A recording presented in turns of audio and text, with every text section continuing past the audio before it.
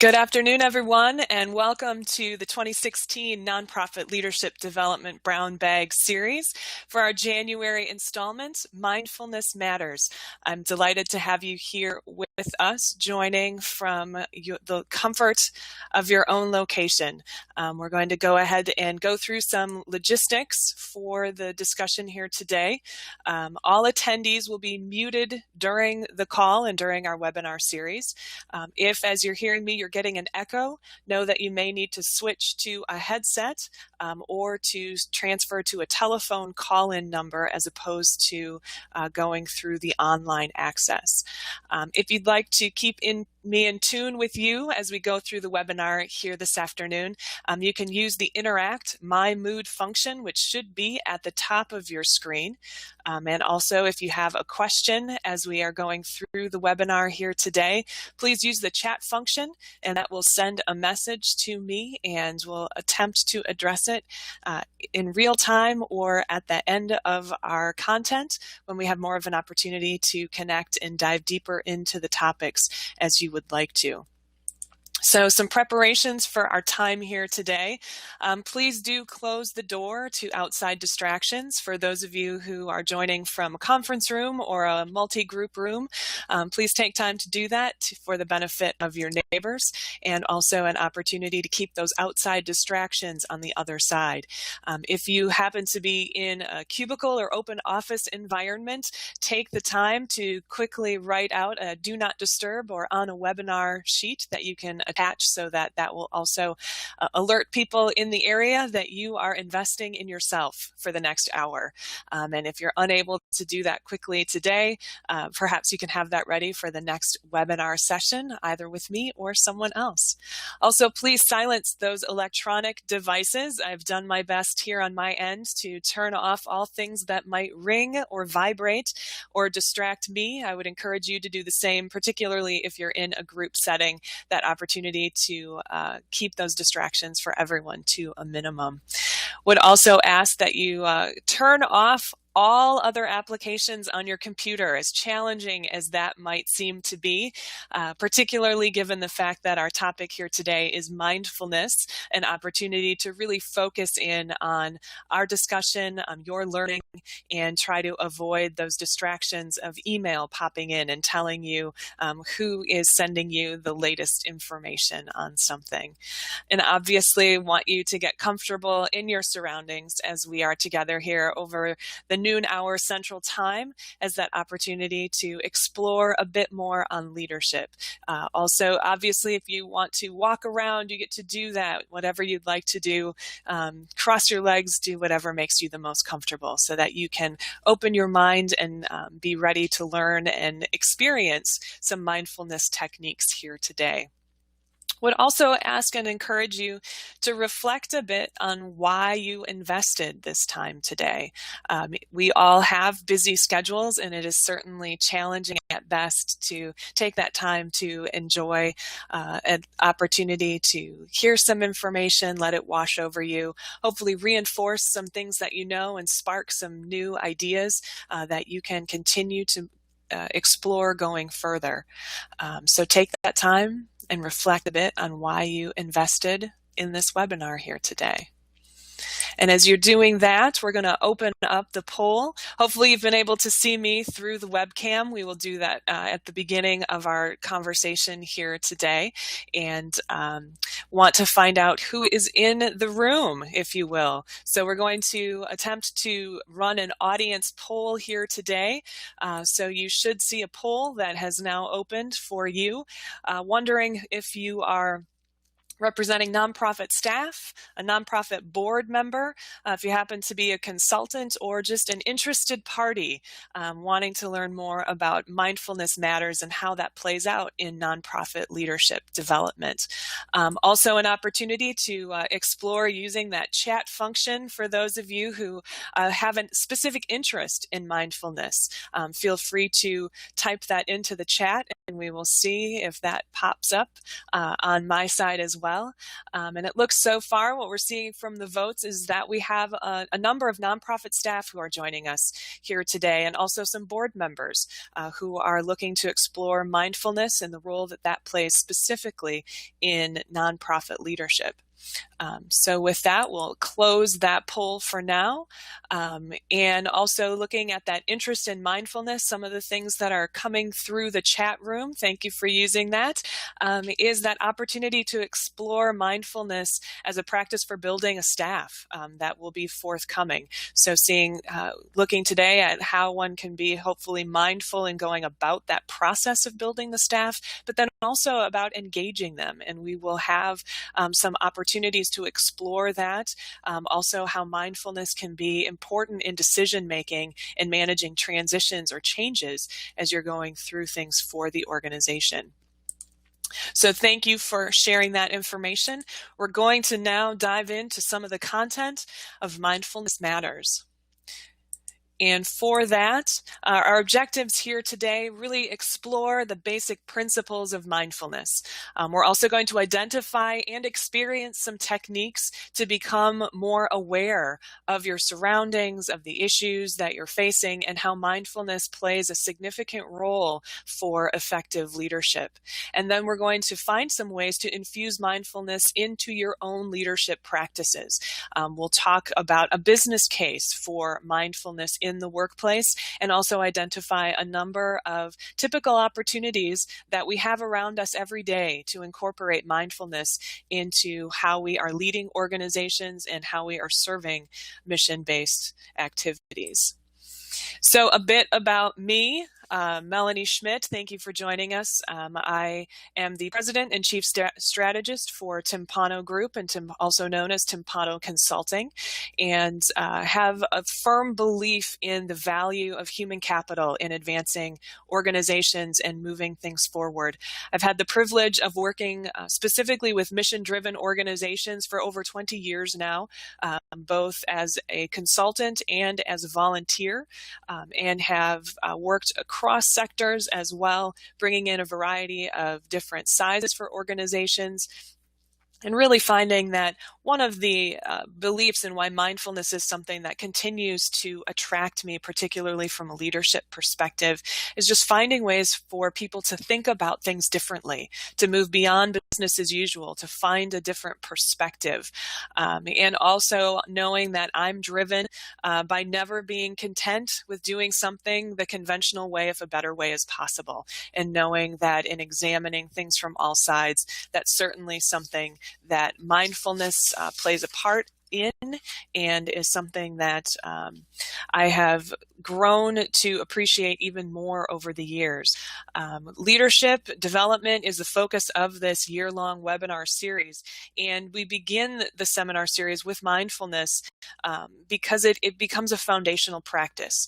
It's also that opportunity. One of the reasons I'm drawn to the work that I do and the way that I do it is because truly I believe I am a work in progress. There are always things to learn, opportunities to explore, and things to simply wonder about. And there is something magical about mindfulness in the ability to provide the space within our own minds and within our own lives in order to make that happen. And have had a wonderful set of opportunities as well to really see how being present in a situation and being very aware and mindful really has allowed people to do some remarkable things.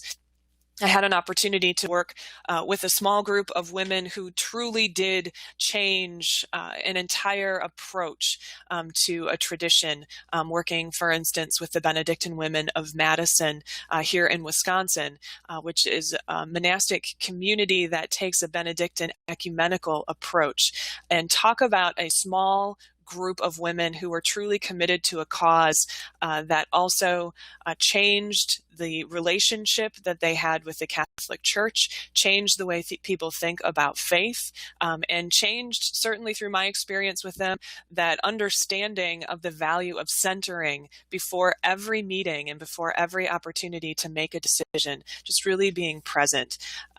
And through that experience and many others, it reinforces that truly when we let go of what we are, we can become what we might be, which is an incredibly powerful sentiment when we think about leadership and the role that a leader has in influencing, supporting, motivating, and framing issues for people. So with that, we're going to move into some basic principles of mindfulness. And really to start, incredibly important for people to remember that mindfulness is not meditation. Mindfulness is not meditation, in fact, because we see meditation as a tool. Meditation is something that requires practice, which for some people can be very difficult. And so if you put them in a synonymous relationship, saying mindfulness is meditation, you're automatically closing the door for people who might otherwise benefit from becoming more present and aware of their own motivations and their own reactions to things. So remember, mindfulness is not meditation, but meditation certainly is an opportunity to explore mindfulness and how you can move that forward. Also to remember that mindfulness is not complicated. We do our best. We do a great job in our worlds of overcomplicating things.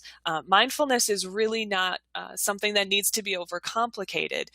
It's in fact something that is really quite simple in that it's the practice of noticing things. Mindfulness is something that really does come naturally to us as human beings. We are naturally noticing the world around us. We're making choices with everything that we see. And so mindfulness in and of itself is really allowing ourselves to go back to some of our core practices that we lose track of or lose touch with over time. And because of the world in which we live, mindfulness is not something that's easy. Mindfulness is something that does require a focus, and it does take an opportunity for all of us to step back and to become comfortable with things that we have forgotten how to be comfortable with. For instance, it is challenging for many people to sit in silence. For some, that few seconds that we just passed through, there was the panic. Did the technology go out? Did something happen? What should I be thinking of? What should I be doing? And in fact, some of the habits that we've created as a society and for ourselves mean that mindfulness and being very present is not an easy thing to do. It also, we have to at times overcome stereotypes or misperceptions about what mindfulness is and what that might say about us. And we're certainly continuing to make strides in that area. But to remember, it isn't easy. So we need to cut ourselves some slack and make sure that we are moving forward in a very positive way. Because in fact, mindfulness, as I said, is simple. It's noticing new things. It's also noticing things from routine situations. So consider that you're taking a trip for the first time, whether it be to Paris or Santa Fe or some location that you're really excited to be going to. Everything is so new. It's exciting. We actively notice everything about that place. We're doing whatever we can to really soak it all in and to take in that experience. We see it as that vacation, as something that is not effortful. It's not something that should be avoided. It's something to be embraced. And that's the newness of it. And yet so much of our time is spent in these routine situations. So much of our time is spent when in fact we know that we are doing something that we have been doing for a very long time. For instance, we know that 1 + 1 = 2.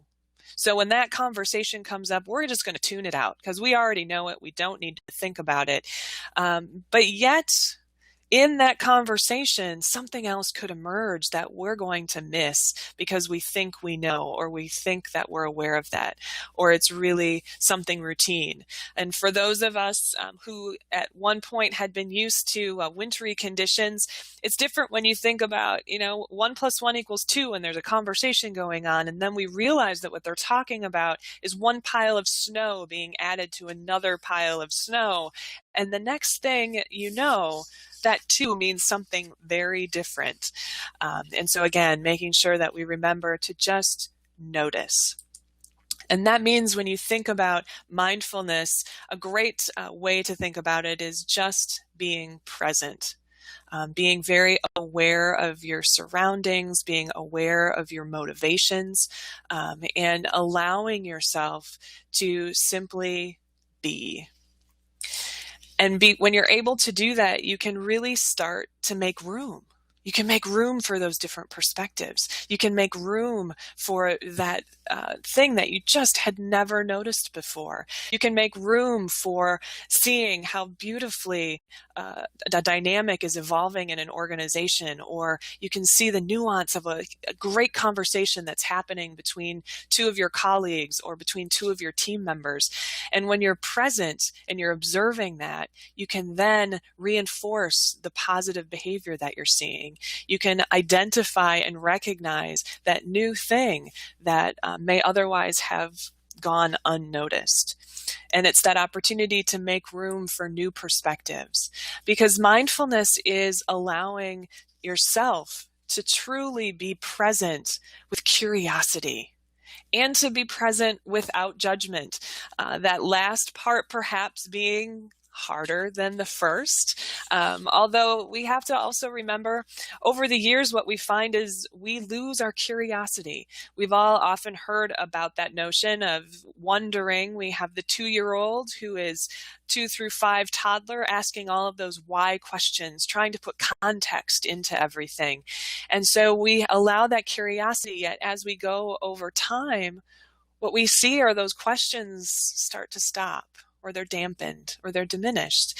And the curiosity that we explored as toddlers and elementary school students, somehow it has changed by the time we're in high school, let alone by the time we are serving in organizations, be that as an employee or as a retiree coming back and volunteering to help move a mission forward. So we need to remember how to allow that curiosity and to do it without judgment. And an interesting tool and technique that can be used actually can come out of the Lean Six Sigma practices in looking at the 5 whys, or root cause analysis. One example of that is to think about you're on your way home from work and your car stops in the middle of the road. Challenging time to think about mindfulness. First, get to a safe position. But then as you think about that situation afterward, you start with, why did your car stop? Because it ran out of gas. So that's your first why. Yet then you keep diving deeper into what's motivating that and what caused that. So why did your car stop? Because it ran out of gas. But why did it run out of gas? Well, it ran out of gas because I didn't buy any gas on my way to work. Well, why didn't you buy any gas this morning? Well, I didn't buy any gas because I didn't have any money. Well, why didn't you have any money? Well, because I lost it last night in a poker game. And then it goes, well, why did you lose your money last night in a poker game? And well, it's because I'm really not very good at bluffing when I don't have a good hand. And I didn't have a good hand. And so it takes what seems to be that very obvious situation and starts to peel away the layers and get to that core root of, if you're not going to have your car stop in the middle of the road on your way home from work, what are a variety of things that you can do to make sure that you're prepared the next time so that that doesn't happen? So getting better at poker sometimes translate nicely into a mindfulness behavior. So remembering that it's, again, curiosity without judgment. So that wherever you are, be all there. One of the things that I found interesting in preparing for the webinar here today was one of the activities that I will often do to simply center myself or ground myself is to take my dog for a walk out in the fields. And it was interesting that the other morning as I was doing that, I also find it's a great time to really process things that I'm thinking about. And this webinar happened to be one of them. And so in thinking about it, what I realized, thanks to a 125-pound dog stopping me in my tracks, was that I wasn't paying attention to every amazing bit of the world that was around me. The birds were chirping, the dog was having a grand time in the little bit of snow that we had, and it was just a really beautiful morning, which is something for those of you who have been in the central Wisconsin or lower Wisconsin area lately, you know the wind chill factors have been a bit biting. So it was a glorious morning, and I wasn't there enjoying it. And what I found was when I took that time to stop in my tracks and just observe what was happening, when I restarted my walk, I was in a much clearer frame of mind to continue thinking about translating and transferring some information on mindfulness to all of you here today. And so it's really important to just be where you are. And then we mentioned before, mindfulness, it is the very simple process of noticing new things, which puts us in the present and makes us more sensitive to context and perspective. It is the essence of engagement. And that is a quote from Ellen Langer, who is a Harvard University professor who has been studying mindfulness for a very long time. And in that, it's that opportunity to really consider that there's a business case for mindfulness. And we think about it as leaderships, and from that leader perspective, the business case is that organizations truly need productivity. We are seeing that particularly if you think about the nonprofit sector and mission-driven organizations. Need continues to grow, and resources aren't necessarily keeping pace with that growth. Demand is going up, resources are going down, and productivity demands are continuing to increase. Also important when you think about productivity, again, it crosses all sectors, and this is a business case that can be made for all organizations. There was a recent article in Bloomberg Business Week that was talking about robotics and technology. And in it, there was an interesting quote that I found about productivity and one of the challenges that we're facing as a society, and why mindfulness is even more important for leaders to embrace, simply because annual productivity growth, as they reported it in the United States, averaged 1.5% from the first quarter of 2008 through the same period in 2014. Now, that 1.5% in annual productivity growth is less than half of the 3.5% rate that was seen during the previous boom that was the mid-90s to the early 2000s. And it's an interesting thing to think about because we're seeing greater technology, more promises of things that are going to make our work lives easier, not dissimilar to the initial discussions about the introduction of personal computers. But because we're continuing to see that slump, we have to find new ways to boost productivity. And research demonstrates that mindfulness is a way to do that, because through mindfulness practices and with a mindful leader, there's greater focus within that organization. And so that's critical for productivity. We also know there has continued to be increased discussions and needs for innovation, finding new ways to do things, whether that's enhancing efficiencies within processes or services, or whether that's finding new revenue streams for a nonprofit organization, or a new way to move the organization beyond business as usual. And mindfulness is a path toward innovation, because if we are open to curiosity, if we are open to thinking without judgment, if we're open to different perspectives, we free ourselves to think differently and to find innovative ways to do things. We also know that organizations are increasingly concerned about wellness. We're seeing wellness programs taking center stage in a lot of organizations. We also know that when we think of wellness, we know we need to pay attention to absenteeism that's caused by illness or injury. And that is another benefit of mindfulness in the workplace. Mindfulness, it brings us an awareness. We are aware of our surroundings. We can work in a more safe fashion. We can also be more aware of when we are not feeling well, such that we stay home or sequester ourselves or work differently so that we can contribute to that goal. Overall, we look at organizations and what they need as being that authenticity. Relationships are so critical to advancing the organization and to leading an organization. And mindfulness practice and mindfulness attention allows for understanding what are our motivations, what do I see happening around me, and how can I respond very authentically in that moment. And so there is definitely that business case to be made for authenticity, wellness, innovation, and productivity as all reaping the benefits of mindfulness. And also important to just to quickly point out, this is far from a bandwagon.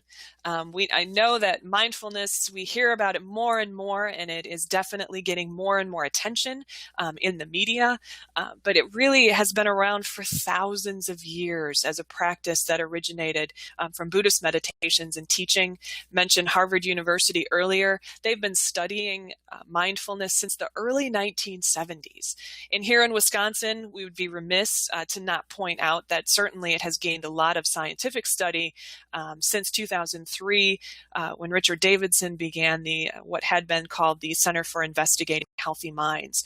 And so there have been a lot of conversations about it, but the interesting thing is it continues to gain ground now in pop culture. For those of you who may watch Showtime, if you happen to watch Billions, you might have found it interesting that we have a protagonist and an antagonist situation, and in an episode, each of them was shown meditating in their office in different ways, using different tools. But again, to see mindfulness coming through as a strong practice in pop culture also opens the door to more opportunities for all of us.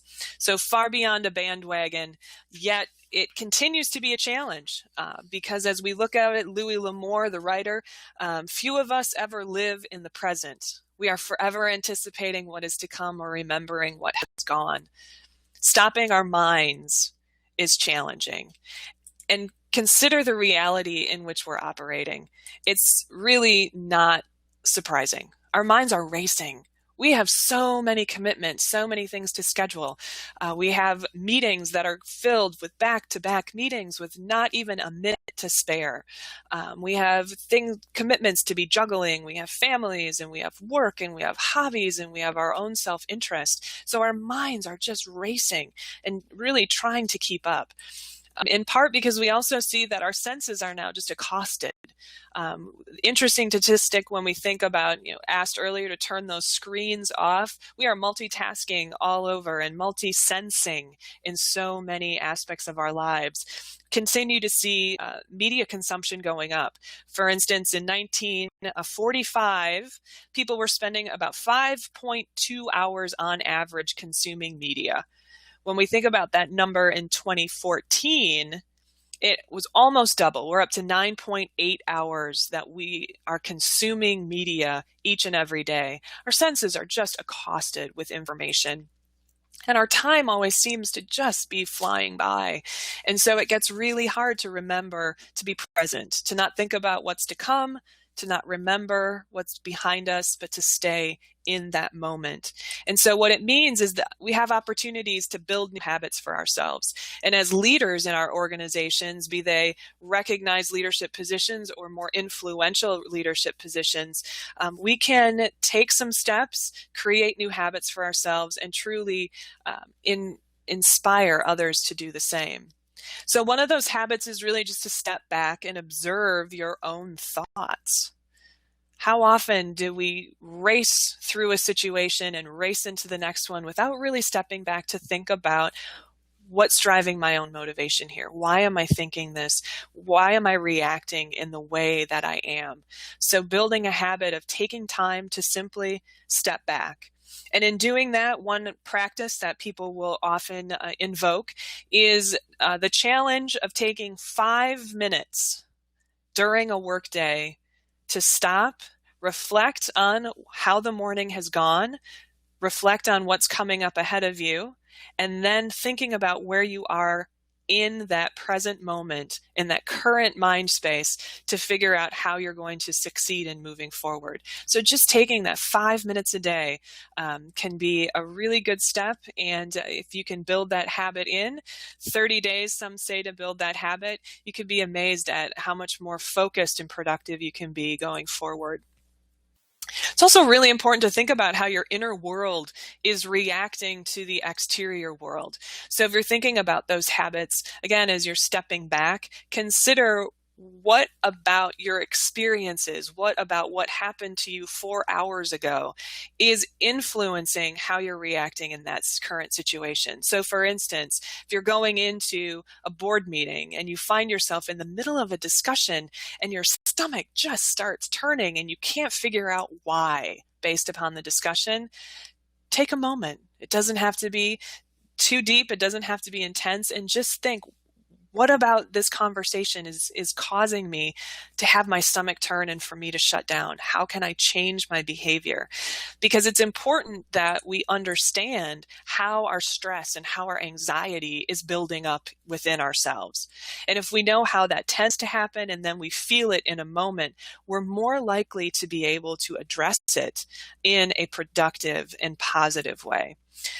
So that we can claim then the things that work for us. If we know I'm feeling that stress and the anxiety, and I know what I need to do is take a grounding breath, you can do that in that moment. If you know that what it is taking your foot and pressing it firmly into the ground to let that tension go out through the foot, you can do that. For some people, the thing that works is removing themselves from the situation. And that is okay, even as a leader. It is acceptable to say, excuse me for a moment, I have to step out, I'll be right back. Take a moment, step out of the room, spin in a circle, do what you need to do, reclaim your sense of center, and then come back into that situation. But really to figure out what works for you and then claim them. And as we know with habits, start small. Take it one piece at a time, one chunk at a time, and that will allow you to really build your discipline. For instance, we mentioned earlier that 5 minutes a day. Can you take 5 minutes and figure out how you can reflect each and every day? For some people, that's when they get up in the morning, they go in to brush their teeth, and they think about that key component as they're making that brush.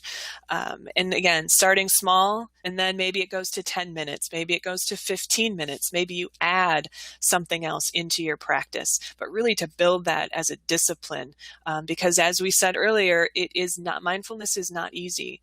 And it's one of those simple things that we can easily overcomplicate. So if you're building those habits, also important to reflect on progress. Don't expect that you're going to get it all right the first time. So make sure that as you're thinking about what you're going to start small with and how you're going to move forward, that you really have that opportunity to reflect and say, how did I do? And do I need to change what I set out to accomplish? I thought it was going to be 10 minutes every day. Maybe it's 5 minutes, 3 days a week. Reflect on what you need to do to adapt your practice in order to move it forward. So we're going to go out to another attempt at another poll here, and really want to get a sense from those of you who are participating in the call today. How established is your mindfulness practice? I believe now the poll is in progress. So looking to hear from those of you who are here today to learn a bit more. How established are you? Are you at the point of what practice? I don't do any of this yet. That's why I'm here today. Or I'm just getting started, making some strides, thinking about it. Maybe have tried a few things over the past few weeks or the past few years. Perhaps this is something that's on again, off again, where you tried it, it goes away, you tried it, it goes away. Relatively routine for you in terms of something you come back to or have got the discipline down. This is what I do.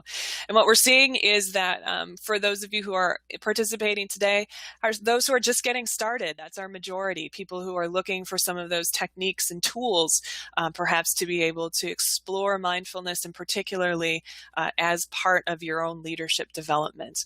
And then the on again, off again also are strongly represented in the group as well. So thank you for the opportunity to let me know where you are in the process. I will share with you as well that I am an on again, off again.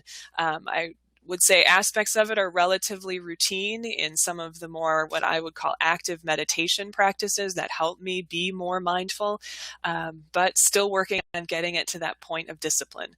So thanks for participating in that poll. And when we think about establishing that mindfulness practice, it comes into techniques, some opportunities to think about what can we do to become more mindful, particularly as our leadership practice.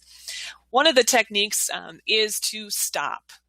And it is a great way to say, I'm going to stop, and that puts you in a present moment. But then a great way to think about stop as a reminder as well, to stop, take a breath, observe your intentions versus your actions, and then proceed with new awareness. And this is something that can happen in a split moment. It's also something that may take some time depending upon the situation in which you find yourself. For instance, if you see your stress and anxiety is building about a discussion that you need to have with a coworker or an employee or a fellow board member about how their behavior is affecting the dynamic within the organization, this is a great technique to remember that you can get into that conversation that you've planned for. You've created your own set of talking points, approach to that situation. Perhaps it doesn't go quite as you had planned. And so you can stop. Take a quick breath, observe how what's happening in that moment is different than what you had intended, and then proceed with a new awareness. And part of proceeding can also simply be acknowledging that we're going to pause for a moment here. I need to regroup. It is okay as a leader to say, I need to regroup, and then we can step forward, claiming, again, your own power and your own opportunity for what works. So stop is a great technique. Also going to attempt to invoke a meditation practice that can be used online. So we're going to attempt to pull up a YouTube video. Now, this will show you a 5-minute meditation that you can launch from any computer or any device with access to an internet. And it provides some lead-in language for you to begin focusing your mind and becoming more present about what's happening within yourself. And then it continues for 5 minutes. We're not going to go through 5 minutes, but we are going to go through a truncated experience here. So I would encourage you, again, get comfortable with where you are. I will not be able to speak with you. Typically, you might, in a group setting, have someone speak the words that you will see flowing onto the screen. So we'll go through this. It will also end a bit more abruptly than it would under normal circumstances. But again, we're only going to do a few minutes of this so you can have that experience. So with the good fortune of technology, we'll have a lead in here.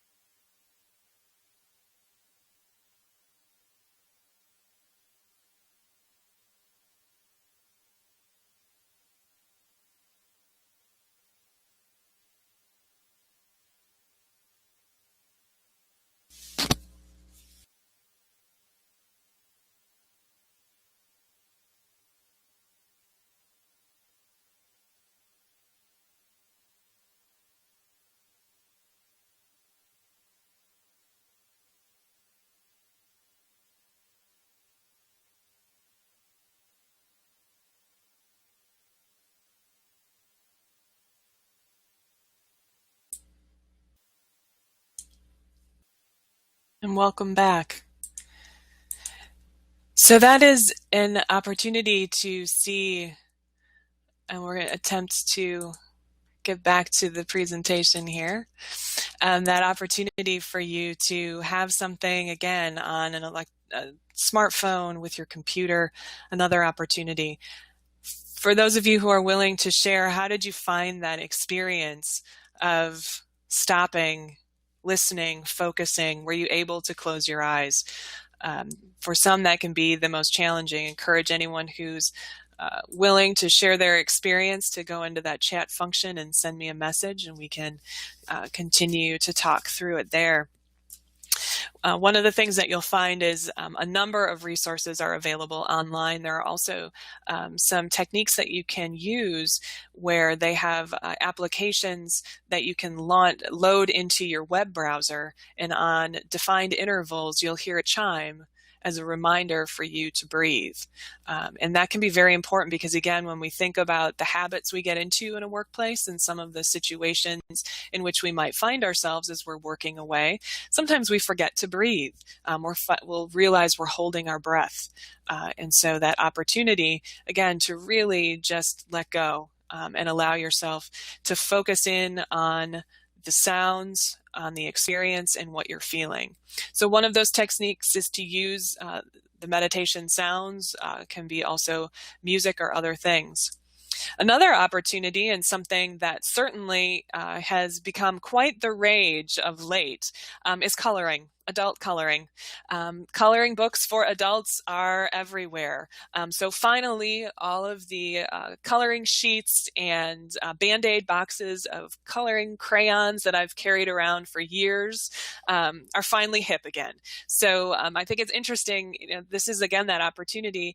We have that creative potential in us, that curiosity, that opportunity to just focus and let ourselves go. And whether that's coloring in the lines or doing it old school style for those of us who never could quite keep it within the lines and going a little more abstract. But what they are finding through research is that it is a great alternative to meditation as a way to focus. It's also a wonderful opportunity. There have been a number of coloring parties that have cropped up in a variety of communities for people to not only get together and work on their own mindfulness, but to be present with other people by coloring and participating in an activity that doesn't involve a phone or an electronic device of any nature. I mentioned earlier another great opportunity or technique for myself, share that with you, is that opportunity truly to just get out in nature, the opportunity to experience the world around you and just to stop. We have the good fortune of being able to take my 125-pound creature out in fields, and the opportunity for him to just explore and for me to watch him explore. And that is a very helpful opportunity for me to center and to remember, to listen to the wind blowing through the trees or the crunch of the leaves under my foot, to watch the squirrels playing or burying their nuts, anything like that. So just, again, getting out into nature can be a really helpful way. It's also a way to think about meditation. For some, that's a bit different in terms of thinking about active meditation. And so that opportunity to, again, get into a routine activity, be that walking or running, some bicycling for some, just, again, that repetitive physical activity that allows you to free your mind and to really think forward. Another exercise is a take 10 breaths exercise. And I will step through this and then as an opportunity for you, again, to experience some of the techniques. One of the things we know about mindfulness and mindfulness practice is that there is definitely no one size fits all. So it's a matter of finding things that work for you. This technique is 10 breaths. So it asks that you take 10 slow, deep breaths. So in the room where you are right now, be it by yourself or with others, everyone to just start breathing 10 slow, deep breaths.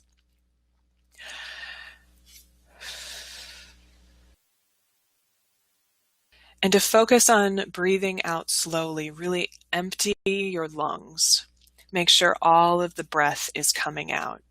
And when you've expelled all of that breath from your lungs, take notice of the sensation as your lungs refill. Notice that gentle rise and fall of your shoulders, that physical response that you're having. And see how you can let go of your thoughts. Just think of them like cars driving past your house. They may be coming in, they may be going out, you may be thinking about how uncomfortable you are. Acknowledge it and then let it drive right by.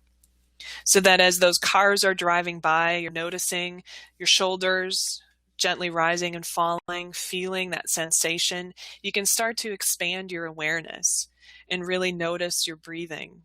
Notice your body. If you don't have your eyes closed, you can look about the room, again, with that sense of slow, deep breathing that's happening. And then to contemplate, what do you see? What do you feel? What do you smell? Is there something that you're touching? Is how the chair is touching the back of your legs or how your feet feel on the ground? And just to take those very clear and clean 10 slow, deep breaths. And it's an interesting exercise. A part of what it does is by the slow, deep breathing, it slows you down. It brings you into a center in a way that you're also paying great attention to what's happening within yourself. Another technique that we'll quickly go through is called drop anchor. And so with this, I want you to plant your feet on the floor. Uncross your legs, put those feet down firmly on the floor, and then push them down. Push them down into the floor. And what you're going to do is notice the floor beneath you. As you're pushing your feet down, notice that floor beneath you and notice how it's supporting you. It's keeping those feet up. And then notice the muscle tension in your feet as you're pushing your feet down. What's happening in the ankle and in the calf, paying attention to the muscles. And then notice your entire body. That feeling of gravity flowing down through your head, through your spine and legs, into those feet that are firmly grounded. And as you're pushing down, noticing those sensations, then take a look around. Notice what you see and hear. Do you hear a fan blowing? Is there a light flickering behind you? Are you seeing a new outlet on the wall that you didn't even know was there before? So to just notice where you are and where you're going. So that's drop anchor. Really starts with that sensation down at the core of your feet grounding you on the floor, and then all of the reaction. And it's just becoming to get in touch and to center you within your own body experience. Another technique is notice 5 things. So I'm going to have you pause, look around you. As you're looking around, notice 5 things that you can see. Maybe there's a speck on the wall, a light switch, a telephone cord, a computer, a chair. What are 5 things that you can see? Keep those in your mind. And next, listen very carefully. And what are 5 things that you can hear? Notice those 5 things. Is it a fan? My voice? Someone shifting in their chair? And with that, then stop and feel. Notice 5 things that are in contact with your body. Could be the way the shoes are fitting on your feet, the chair, a desk, a pencil. And when you've noticed those 5 things that are in contact with your body, bring that all together and see, hear, and feel simultaneously.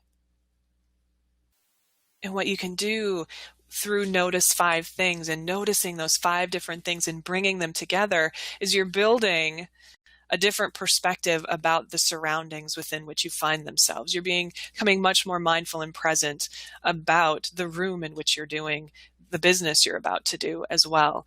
And so this can be a component that you might get to a meeting room early so that you can become very present about the experience of that room, and then you're ready to engage when your coworkers, colleagues, or others arrive to move forward on the business of the day. And that's part of leading into the opportunities for mindfulness in the workplace and for mindfulness as leaders within the organization and within the community. And critical for that is really you acknowledging and claiming that you can be mindful at work. It is possible. You can open meetings with a meditation or a reflection. If you have an all-staff meeting, for instance, this could be an opportunity to have someone come in and do a brief meditation, bring in a bell, and have people experience that. It's amazing how it can change the energy in the room and really bring people together as well, in part because for some folks, they'll be very vulnerable during that time. And so it's a great opportunity to bring everyone together. So certainly opening the meetings, have people claim their frame of mind, typically coming into board meetings or staff meetings or just any meeting where we want to accomplish something or learn something new. Finding out where people are in their mind space can be invaluable. So allow people to come in and say, this is where I am right now. So I had an opportunity to do this with the group recently, and it was very helpful to get a sense for who was coming in with a bit of a melancholic mood because of something that happened with their family, who was coming in a bit scattered because they were thinking about another opportunity that they had to work on down the road, who was coming in excited about something, who was coming in with a concern that had passed. And so claiming that current state of mind helps people get to know each other, and it also helps people process it so they can move past it. And it's a great way to allow for the lack of judgment that goes along with mindfulness. Another way to be mindful at work is to employ walking meetings. Many of you have probably heard about this technique. A little bit more challenging if you're trying to do this in a board situation, but certainly for any leader to know that a meeting does not have to take place across a desk or at a table. Stand up, get around, walk in a circle, walk around the building. This was a technique that I employed to great degree with staff, particularly when we were talking about more contemplative or reflective issues or things that had more to do with their own behaviors, because it allowed us to really step side by side through that conversation as opposed to having it also be a bit more adversarial in position. Being mindful at work is banning screens. Having people put their phones away, turning their laptops down, closing those screens. And it doesn't have to be all the time, but certainly if you're getting into a discussion where you want to spark that curiosity or create connections, really to get input and perspective from people, taking screens away allows people to focus on each other and on their own dynamics as well. Being mindful at work is also making eye contact. There is a great example if you are in a supervisory position and you have people who can stop by your office, make eye contact with them. It will automatically pull your head and often your entire body away from the computer or away from the distraction that they may see as disrespectful or discounting the concerns that they may be raising to you. And so taking that opportunity to physically turn and look towards someone. If they're walking in to you and a screen is between you, move away from the screen or stand up and make eye contact with them so they know you're valuing them. Another great way to be mindful at work, stretch. Whether that's yourself individually doing the stretch in your office or as a group.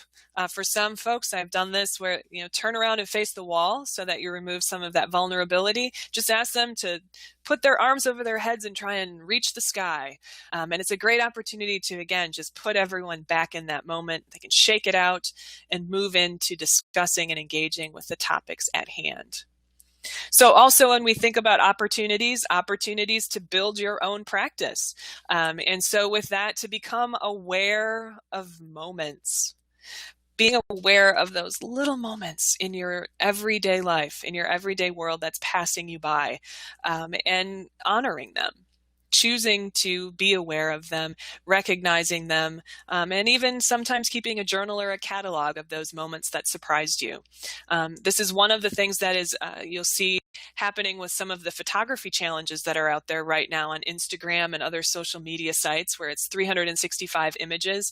It's an interesting way to think about in that challenge, becoming aware of a moment, capturing it, cataloging it, and reflecting later on how that enhanced what you were doing. Simply building your practice is also choosing to do it.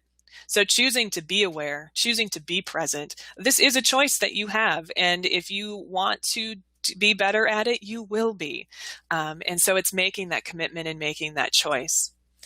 A key component, as I mentioned earlier, is also you can build your practice simply by paying attention to your breath. Notice situations when you tend not to breathe. For me, I tend to hold my breath when I'm driving. Something that was very interesting to discover, and something that now I'm much more cognizant of, and very helpful, because when I'm not breathing in the car, my tension is also rising as I'm driving on interstate traffic. And so noticing when you're not breathing and if there's a pattern to that so that you can address it before it happens. Also, anchoring your awareness through mindful breathing, really that opportunity, breathing in through the nose and exhaling through the mouth. I've had a number of folks who are very skilled in advancing mindfulness remind us that athletes breathe through their mouth often. And creating this practice, having this discipline is like an athletic pursuit. Embrace that, whether you're a singer or an athlete or whomever, and know breathing in through the nose and out through the mouth, and anchoring your awareness in that practice is a great step forward. Also, set and reset your targets. If you're building your practice, we had a number of folks who said it was on again, off again, or just getting started. Set a target for what you want to do and then reset it. It's sort of like New Year resolutions. You may set them, you're going to break them, and then you have an opportunity to see what progress you've made and where you need to retool. So doing that, and then to let go of judgment, the hardest part of all. But in building your practice, giving yourself the freedom and the space to do that. And so doing that and leading mindfully means that you are going to find your strengths. And to do that, it's reflection, committing, making time to do it. One of the exercises that can be a great way to do that is to think about, as a child, what form of imaginary play did you like the most? What roles did you choose? What got you excited as a kid when you were playing? And then as a young adult, what were those activities that drew you in so entirely that you lost track of time? And now as a working adult, things that have happened in the past 18 months, think about what do you do? What brings you joy? What brings you peace? And then take that journaled exercise, and across all of those moments, what do you value the most?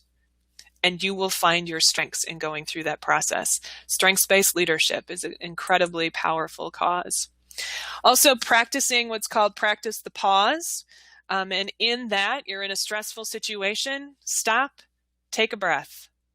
Later, go back and reflect what was driving that, or in the moment, depending upon what the situation is. Know what's on the surface, what's below the surface that's bothering you, and what might be deeply embedded.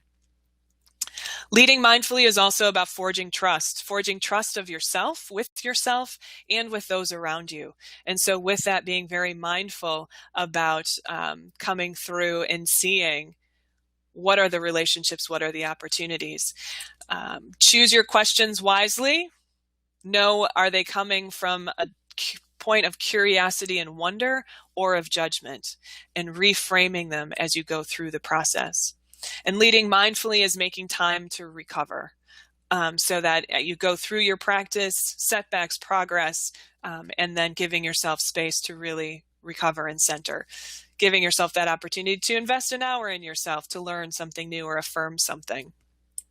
Because what you do today truly can improve all of your tomorrows. And there are a number of resources that are available to you. Would encourage anyone, if you have specific questions, we do have a few minutes left here in our time together. So happy to see that. Also, a book suggestion came through from the chat. Thank you for that, and would agree. Now, Discover Your Strengths is a great book, a great opportunity to sit down and reflect. Centered Leadership is another excellent book that will walk through a lot of what I discussed very quickly in the Lead Mindfully section. Also, Finding the Space to Lead is another excellent book. Again, Finding the Space to Lead.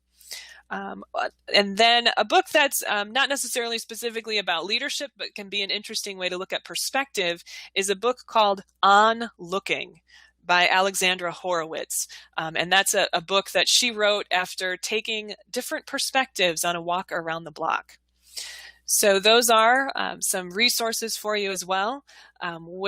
Welcome the opportunity for you to join us at upcoming sessions for the Nonprofit Leadership Development Brown Bag Series on the third Thursday of every month.